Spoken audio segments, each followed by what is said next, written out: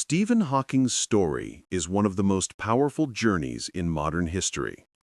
Today, I want to share this story with the same emotional tone as the original, but with a slightly smoother flow and a gentle new twist at the end. It is easy to understand, perfect for English learners, and filled with inspiration. Stephen William Hawking was born on January 8, 1942, in Oxford, England, exactly 300 years after Galileo passed away. Many people liked to make this connection, and later in life, Stephen himself found it meaningful. He grew up in a family that valued knowledge. His father, Frank Hawking, was a medical researcher, and his mother, Isabel, was a teacher. They encouraged curiosity, reading, and independent thinking. Even as a child, Stephen asked endless questions. He wanted to know how things worked, why stars shined, and what was behind the mysteries of the universe. He was quiet and not very social, but his mind was full of ideas. Other kids called him Einstein, sometimes as a joke, but Stephen actually liked it. It made him feel connected to someone he admired. At school, Stephen struggled with sports and practical activities. His handwriting was messy, and he didn't enjoy running or games. But when it came to math and science, he shined. He loved solving problems and thinking about the universe. While most kids played outside, Stephen spent hours reading and imagining what might exist beyond the stars.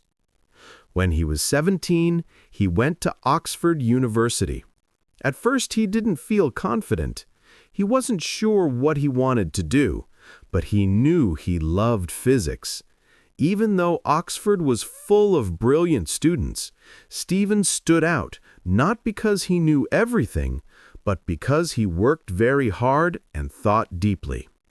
He preferred spending time alone in the library, reading about space, time, and the universe. His mind was becoming sharper, more curious, and more focused. But life suddenly changed. At the age of 21, Stephen began noticing that his body was weaker. He tripped, dropped objects, and felt tired easily. After many medical tests, the doctors told him the devastating news. He had ALS, a rare disease that slowly destroys the body's muscles. The doctors predicted he had only a few years left to live. He was young, full of dreams, and suddenly faced with the possibility of losing everything. For a short time, Stephen felt lost and hopeless.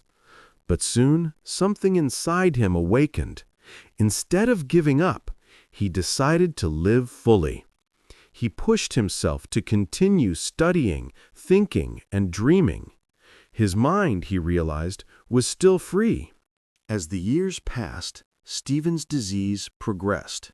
First, he lost the ability to walk. Later, he needed a wheelchair.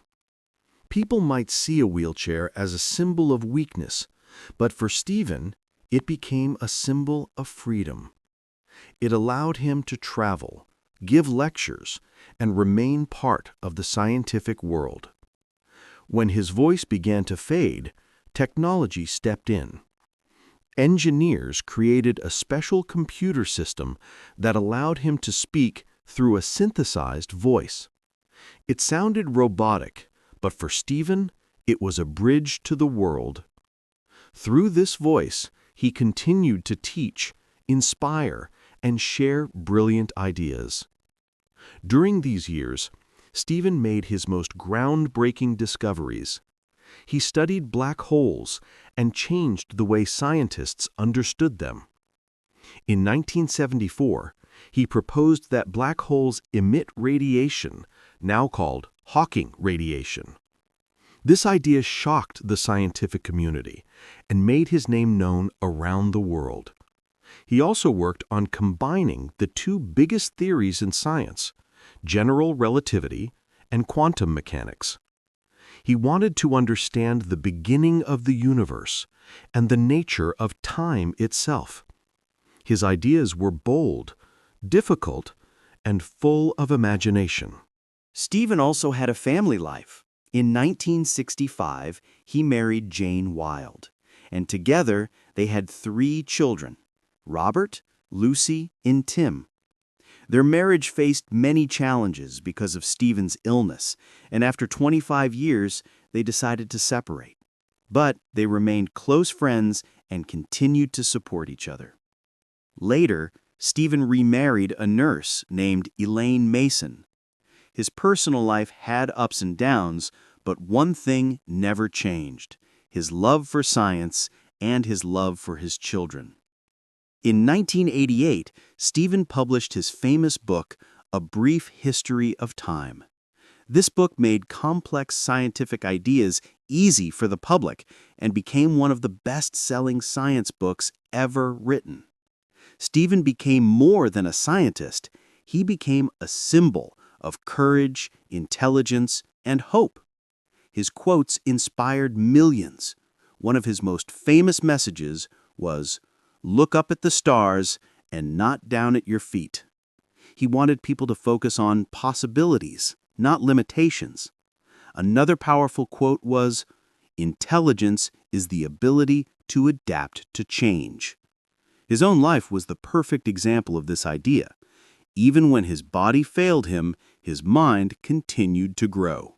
Stephen spent his later years writing more books, giving lectures, studying the future of humanity, and warning people about climate change, nuclear dangers, and the importance of exploring space. He believed that humanity needed to look beyond Earth to survive. He kept a sense of humor, too, joking about marriage, life, and even about the universe itself.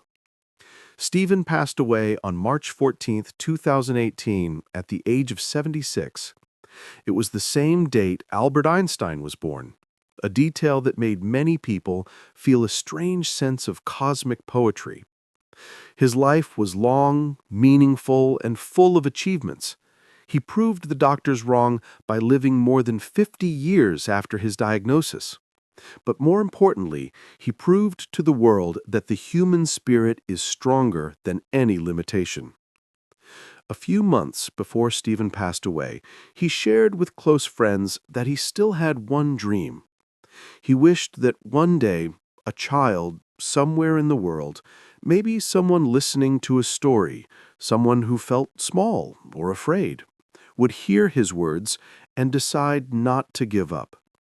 He believed that the next great scientist, thinker, or dreamer might be someone who simply refuses to stop learning. His final message was simple: where there is life, there is hope, and where there is hope, there is possibility. Today, that message belongs to you.